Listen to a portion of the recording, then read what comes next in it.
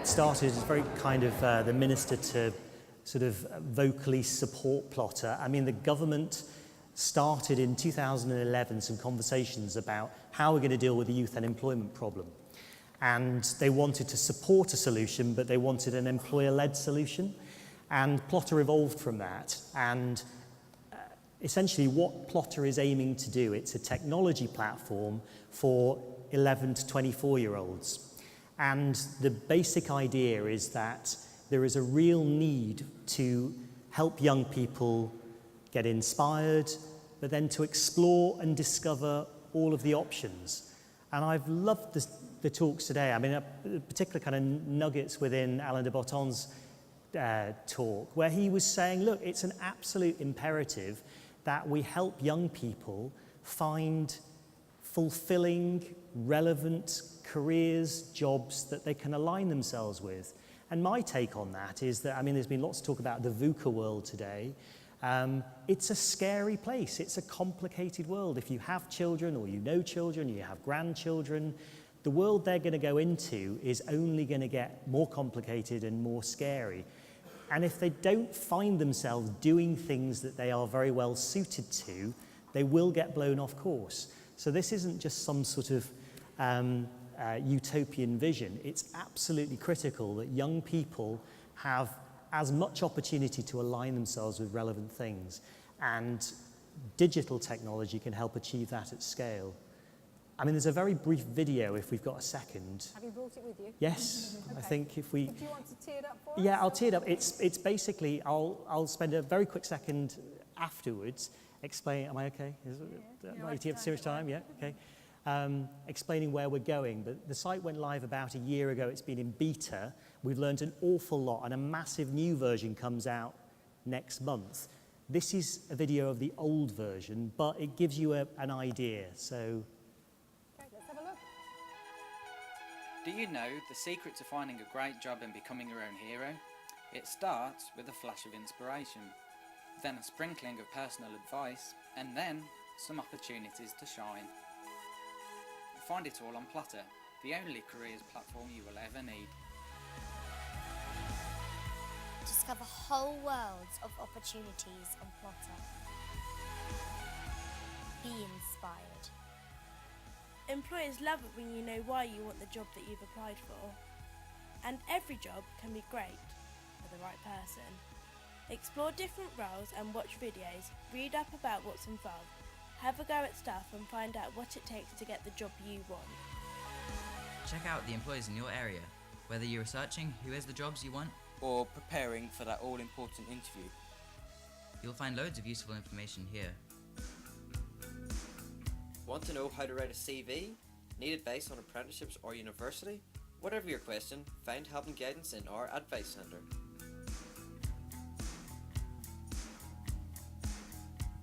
Discover thousands of opportunities to get ahead, from apprenticeships to volunteering opportunities to activities, work experience, internships and entry-level jobs.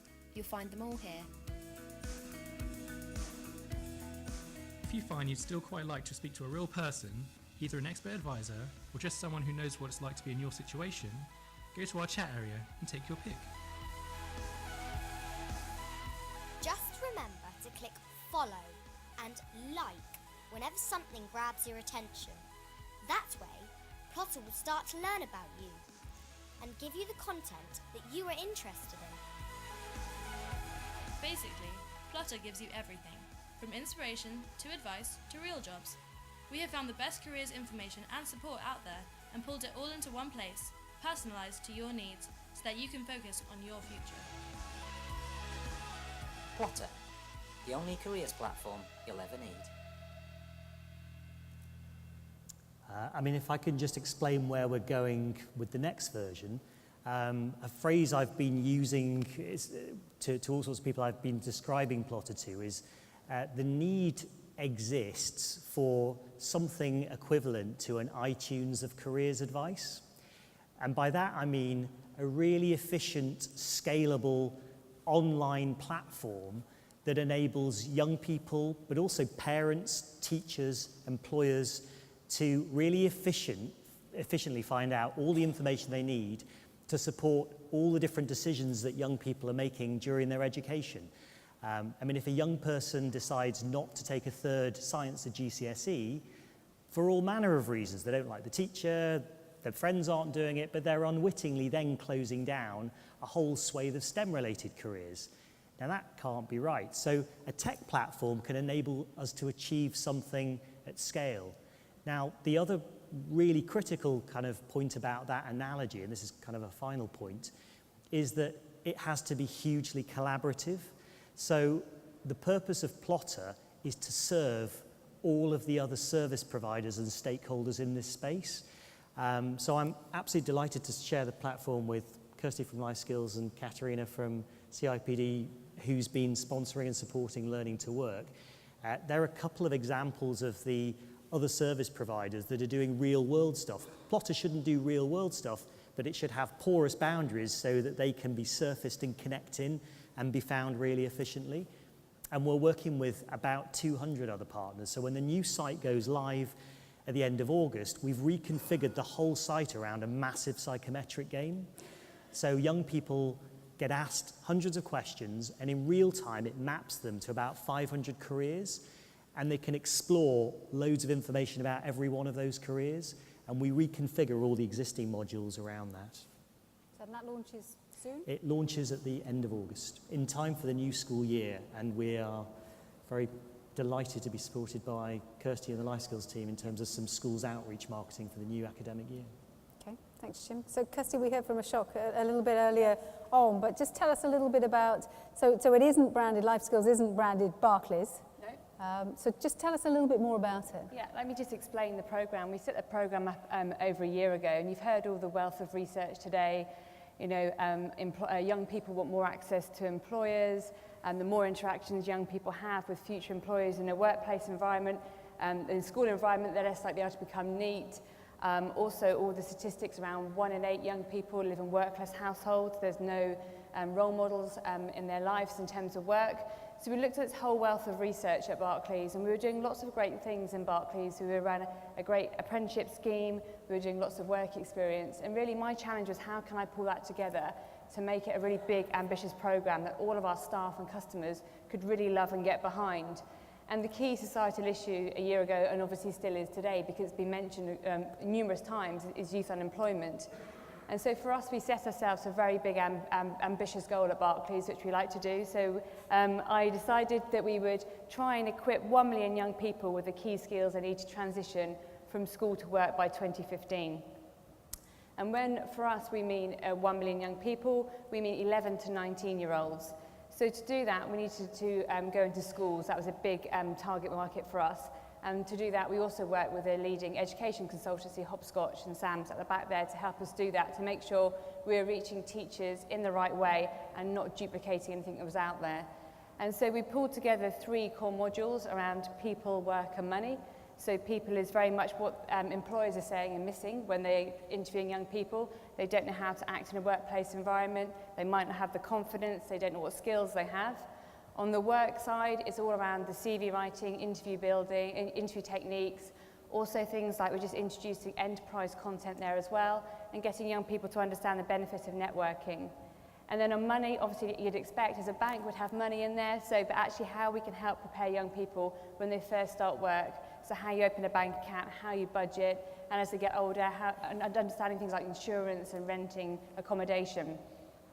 So we put all that together. All the material is curriculum linked and has been written by teachers and reviewed by an independent teacher panel, and is aligned with the key stage 3, 4 and 5.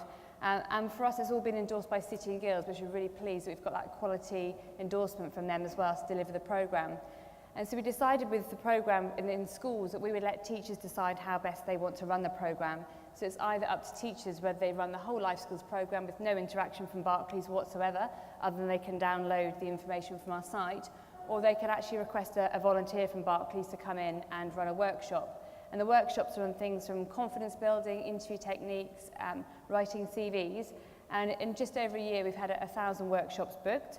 And I've got a massive army of 12,000 volunteers from Barclays who are all geared up and ready to go out and volunteer. And they are so excited about the programme. They actually get emails from people complaining they haven't had a school yet. So a really engaged, passionate workforce. And then also from that point of view, we have then looked at the website as well, because I was really concerned that we'd never reach every school. So we've reached over 50% of secondary schools in a year, which is amazing. But actually, I wanted to make sure every young person can still get this material. So we developed a website which mirrors the content on the education programme, and young people can go through that and actually do their own programmes through People, Work and Money. So they still get access to the same information, just in a different way. And we've got 47,000 young people who are signed up and going through the different activities and life skills. Is this a national? This is a national. It's national programs. It's every young person. So, and that was a key thing for our staff. So our staff was saying we run loads of great programs at Barclays, but quite a lot of it's targeted at disadvantaged young people. And from their point of view, they wanted to help their son or daughter find work. They wanted to help them write a CV, or help them prepare for an interview. But there was nothing out there that they could find for them to do that. So that's why we put the programme in place, that every young person across the UK, 11 to 19, can have access to it. And we're also, to Jim's point, trying to, rather than recreate what's out there, work with some really good partners to deliver the content. So working with Plotter in September to expand the careers content. We don't want to go into careers because we don't feel we need to. There's lots of great examples out there, Inspiring Futures, Plotter, and we'll help signpost teachers to those as well. And the key other thing that we found going through the programme was teachers really wanted work experience. So it's really great hearing Matthew's comments earlier on work experience, but good quality work experience. And at Barclays, we were doing loads of work experience, but nobody knew how much we were doing. And there's two problems for me there. One is it's probably only going to nieces, nephews, sons, daughters, and it's also the quality of it. How do you know that you're getting quality work experience? So we put together all these guides for our staff on how they run quality work experience. And then I asked all of our organisation to get behind and really submit a number of work experience opportunities they could offer and support 14 to 19-year-olds. And we've got had around 9,000 placements within Barclays alone. So we built a matching engine where teachers can search by postcode, and then the work experience opportunities comes up in their local area. And then because we've invested money doing it, and as we went on this journey, I know it sounds a naff thing, but it was a journey for me in learning much more about youth employability, I realised actually we can't do it alone. And we'd built this platform, we'd invested in the programme, so why not ask others to join us? So we're delighted that we're working with Hilton Hotels, Nuffield Health, ISS, Unilever, just to name a few, and they're listing their work experience opportunities on our site.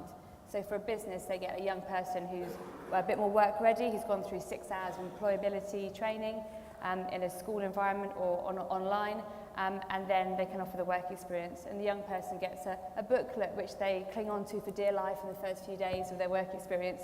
I don't know if many of you have taken a work experience, but I had a couple last week, and I think for the first day they never let go of their book, but it gives them some comfort, and so they can link it back to everything they learnt in the school environment as well. So if there's anybody offering work experience who would be really interested in doing so, then I'd be delighted to have a chat with you afterwards. Is this working with any businesses, or do you have some kind of criteria? Any businesses, as long as they're offering quality work experience. So we've had some businesses who have offered a week of things like photocopying or shelf stacking, and they're not the type of quality that we really want, so we won't take those. Or if it looks like it's unpaid work, packing boxes for a week, you're not really going to learn anything from that. So you want it really quality work experience, and it tends to be a week is the most popular time for young people. And through the programme, we've reached 443,000 young people so far. And I think for me, the two standout sort of achievements, so that figure's great, and we're on track for our 1 million, but it's how passionate our staff are in Barclays about offering this programme. I mean, you heard from Ashok today, he talks about it all the time, but it's top down to everybody in our branches as well. And then also the impact it's having on young people, the confidence, the hope and enthusiasm it's giving to them in terms of their inspiring them careers and their next step. Okay, thank you. Katerina, you're Head of Skills and Policy at the CIPD. Seems a long time ago since we heard from your man earlier this morning, but tell us a bit about your role.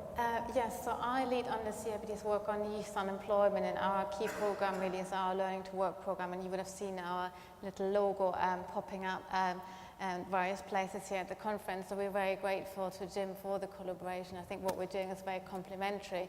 And really what Learning to Work is about galvanizing employer action, and it's really drawing on our strong membership. So we are the professional body for HR. We have 130,000 members across the UK. And if you think about those people across sectors and sizes, it's really a huge potential to make an impact. HR are obviously the gatekeeper to jobs, but if you turn this on its head, then HR professionals can really be the solution to the problem of youth unemployment. So what we wanted to do really is to sort of harness this huge potential. And what the program really aims to do is increase employer engagement with young people. So it's not just about recruitment. What we want our members to do is two things really: help prepare young people for work. So this is where our volunteering programs come into, and I can tell you a bit more about those. But then the second bit is really also going into their organizations and looking how youth-friendly are organizations currently and what they can do in terms of offering more access routes like apprenticeships, internships, work experience placements, as well as looking at recruitment methods and how they can be made more youth-friendly. So these are the kind of twin goals of the program. And the reason why we're doing this, well, obviously, you know, it's sort of, is for us, there's a business reason to get involved. So you heard Peter this morning speaking about all these challenges around, you know, changes in the workplace and managing talent and so on. And I think as the professional body for HR, we absolutely need to lead on this. But we're also a charity, and our purpose is to champion better work and working lives. And back to the point I think we heard earlier about authenticity, we really do what it says on our business card. So we are about championing better work and working lives. And for us, this absolutely has to start with young people being able to access the labor market. But again, we also think we can add a lot of value here in terms of the difference HR can make.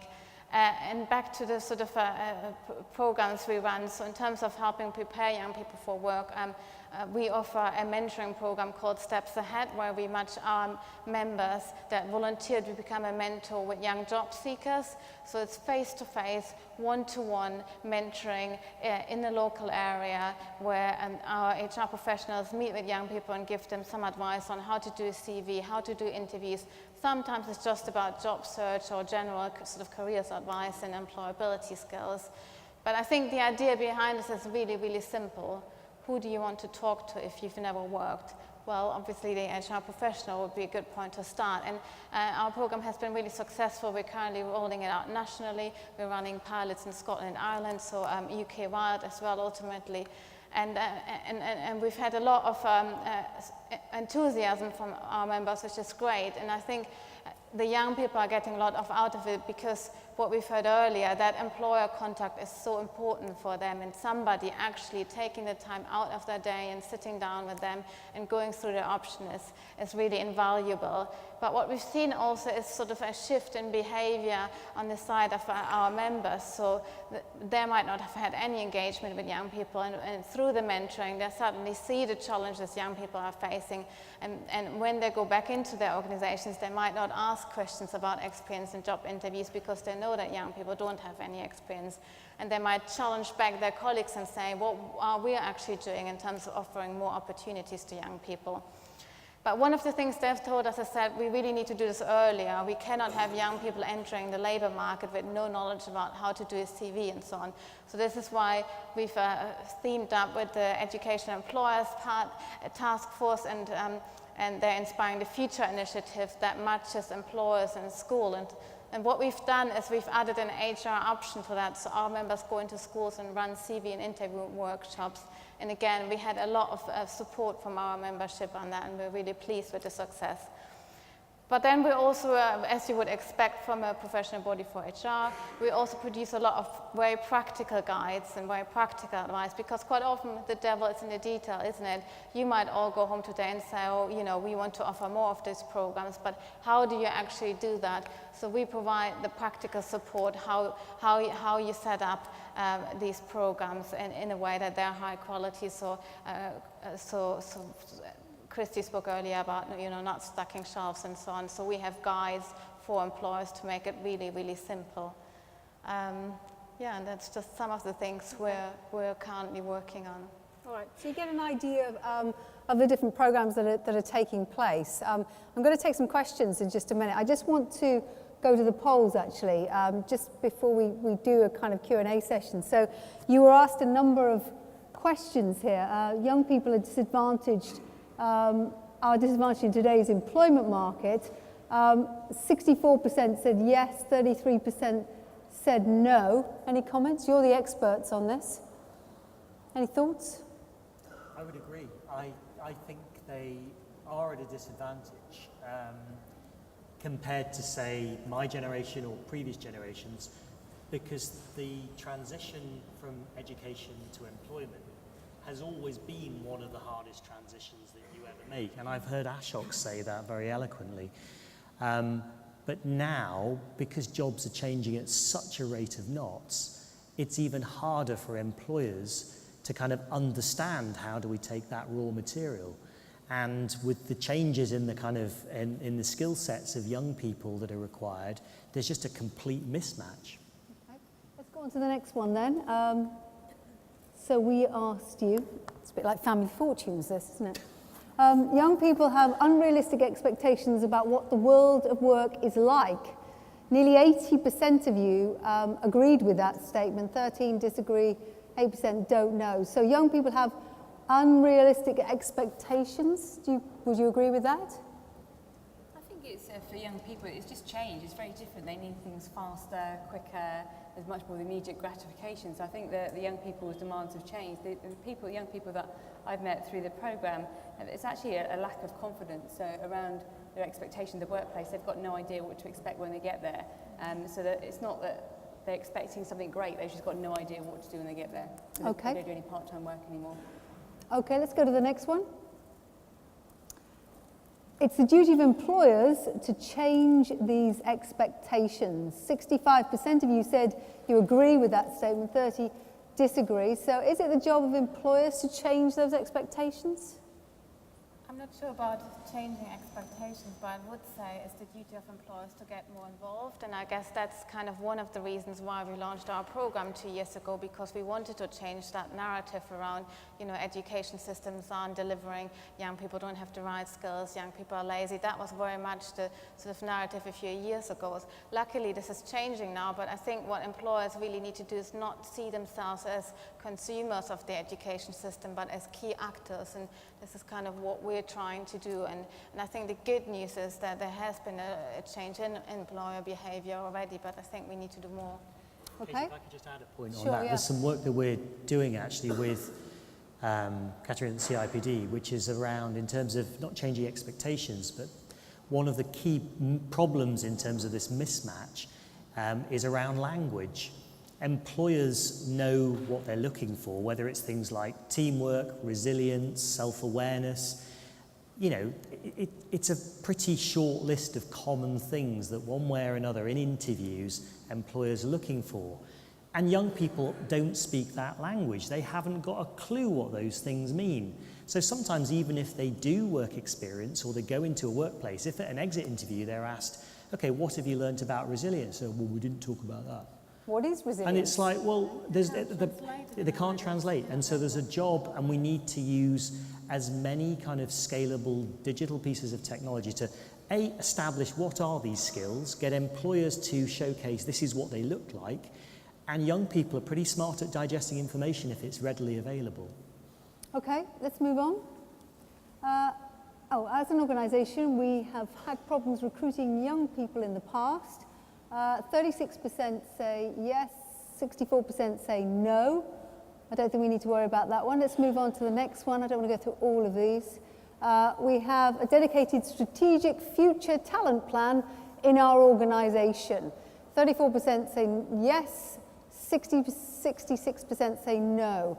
A dedicated strategic future talent plan. Do many people have that? Do you know much about that? Where I would say a good example of that is there are STEM employers, for example. Traditionally, they've always hired people straight out of university and they know how to get them out of the milk round. They've now recognised that there just aren't enough of the right skills coming through the education system. Young people, and particularly young girls and women, aren't continuing with the sciences.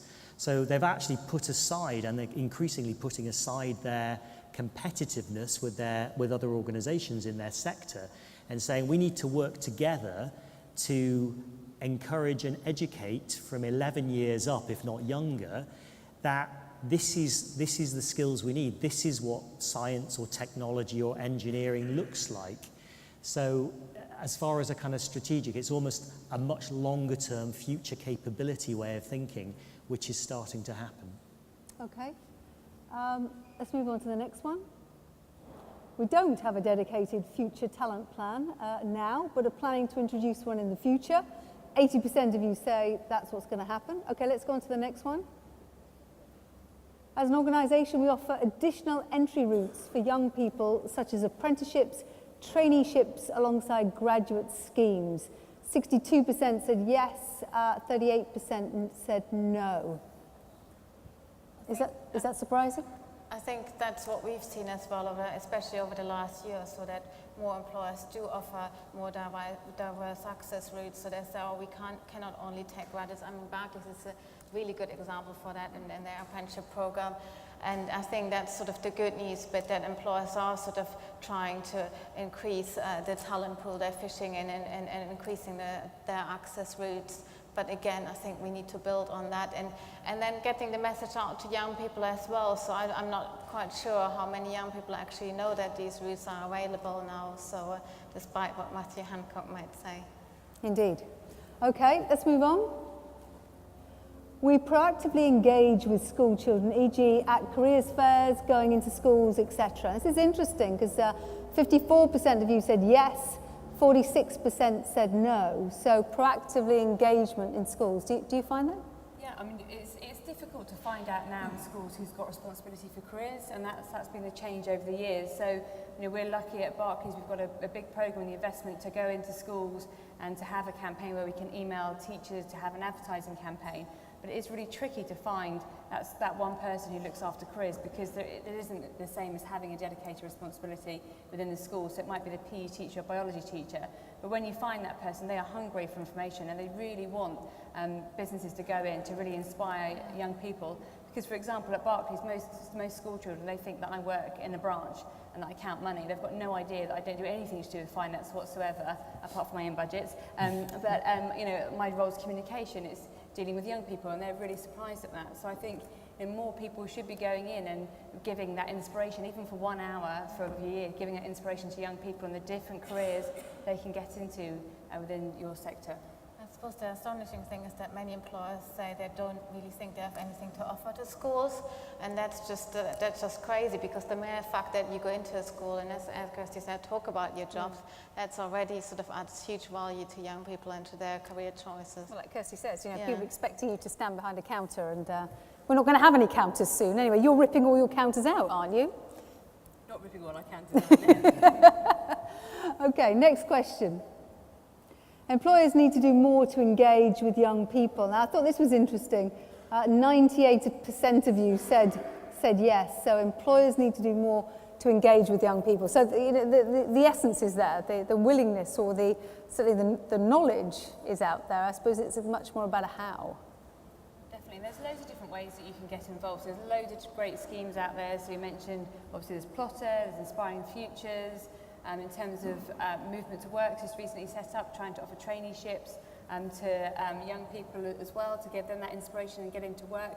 And that's 15 lead companies have come together. So one of the things, if people are interested, there's a whole host of different companies or organisations you can get involved with. Obviously, plug my own programme, Life Skills, is one, but speak to any of us and we can tell you some of the programmes you can get involved. You don't need to spend lots of money creating or investing in programmes. There's some excellent programmes there, and everyone's really willing to share best practice. Yeah, we see ourselves very much as a broker as well in this space, so bringing people together. Okay, have we got any more questions? No? That's us done, yeah. I was going to say, Kate, one of the points on that in terms of one of the reasons employers want to do more, and going back to the previous question about schools, is that traditionally they've always taken the people straight from university, young people, and they know that increasingly they need to engage with the 14 to 19 space. And because that involves 5,000 schools and a decentralized system, they have absolutely no idea how to do that. It's incredibly fragmented. So, and teachers now have, as we heard Matt Hancock say, a statutory responsibility for careers advice and guidance. They have quite adamant about that, wasn't he? Well, it's statutory. So actually schools now will be measured by Ofsted in terms of their career provision. And part of that is how they engage with employers. So we've got a lot of the ingredients, Yeah. but if it's done in a very kind of, individualistic way, it's never going to provide scalable solutions. So I think there's an obligation on the service providers in this space to forge collaboration together to provide scalable solutions. I think that's what young people might not think that's what's needed, but certainly employers and teachers, that's how they think. How many of you, just out of interest, how many of you offer apprenticeships in your businesses? Can you just put your hands up? That's quite a fair number, isn't it? What about work experience? Put your hand up if you offer work experience. Okay, great, thank you. Any questions to our panelists? You've heard a lot today. There's been a lot of voices and input. Anything that you want to say? Any thoughts, questions? There's one here. If we can get the microphone here, because we can't hear. Just a microphone down here. Anybody else over here? Or we haven't heard anybody in the expensive seats up here. Are you just voyeurs up there? It's quite a nice place to sit, isn't it? Hi, just tell us who you are, if you can. Sue Potter from DP World London Gateway. I'm the head of the Learning Development Department. With regards to Plotter, it's a question around how the schools have engaged with you. So we're hearing a lot about the employers, we're hearing what we can do, but we're struggling with some of the schools local to us, so how have you engaged with them? Really good question. All roads do lead to schools in this kind of equation. Plotter's been live for just over a year. We haven't actively been marketing towards schools. We've done a lot of user testing, and we're also working with Hopscotch, the education consultancy that Life Skills have been working with. We've needed the new version of the platform that provides the solution. Teachers don't have the time to be working with something that's nearly ready. They need something that's going to solve a problem, and that we can demonstrate this is how you can use Plotter to meet your statutory obligations, and here's signposting to other people that can help that too. So from September, we have a very large schools marketing campaign organised. As I mentioned, Life Skills have very kindly offered to integrate Plotter as part of their platform and for it to go alongside the schools outreach and marketing that they're doing. So there's no one solution, but suffice to say from September it's our number one priority. Any other questions? Any other comments? No. Okay, I'm going to thank our panel. Thank you very much for all of you coming along. Give them a huge round of applause. Thank you, guys.